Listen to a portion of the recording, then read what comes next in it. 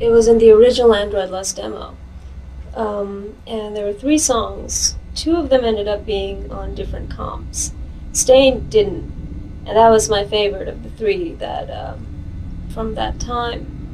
And when I was working on the dividing, I kind of played the old tape and remembered stuff and just started programming it. Very different.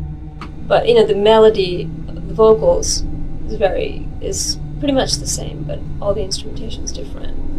And the rhythm is different. But, last summer I got an email, and this band was just asking to play with Android Lost. So it's like, alright, cool, you know, I'll check out their site.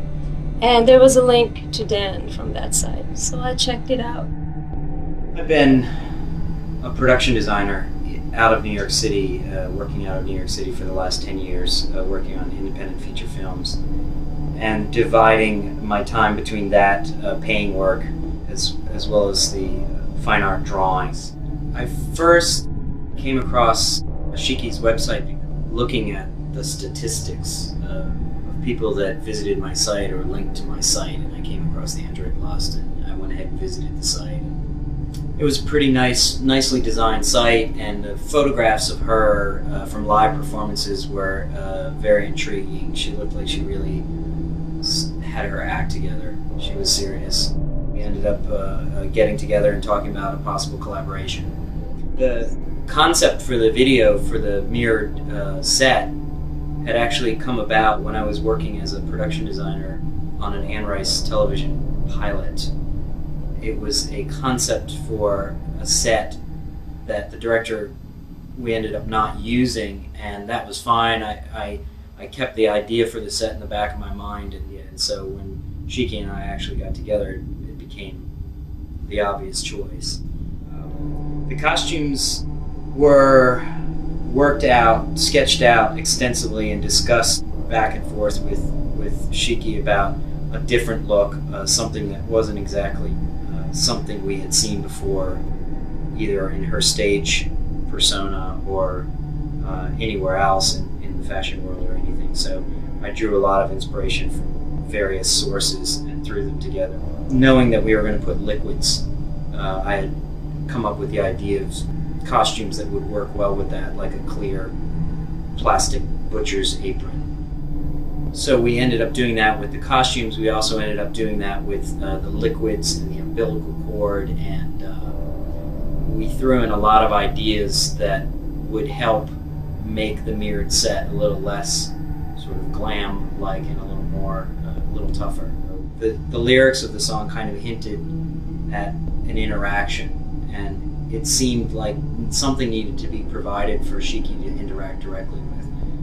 And that was also something that we needed to do because of the extensive amount of time it took for the full body paint and the bald caps to be applied. We needed to have another performer. Also to give Shiki a little bit of a break during the shooting from constant work through 2 days of makeup work. So she had some downtime. The original concepts for the opening shot came from the idea that in the mirrored set, Shiki was being seen repetitively, duplicates of her, and I thought that it would be interesting to see this object from the outside. And then we had thought possibly of surrounding the set with duplicates of Shiki that all of them would lift their heads in unison. So we had to relegate it to later in the schedule when we were shooting the green screen shots, and we didn't shoot quite as many shots of Shiki standing and raising her head as we needed to fill this space around the set. So the shot transformed into a 3D composite, but 3D that you wouldn't necessarily know was 3D.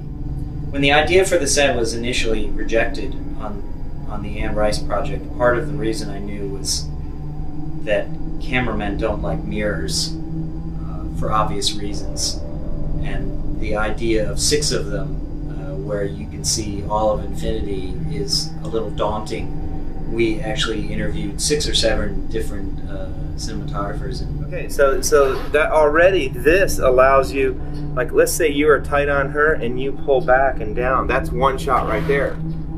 That allows you to not. As soon as you boom down, then you see the top boom. You're cut out of it. Oh, so you're that's saying yeah. we should provide enough space for freedom over here, and yet That's a fucking great angle, isn't it?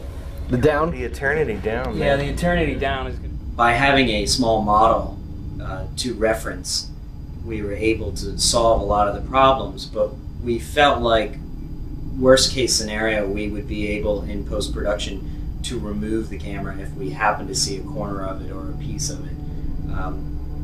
The funny thing is that never happened. When we actually, if you stuck your head in the corner of the set, you could not see yourself in any of the reflections. It was sort of perfect design.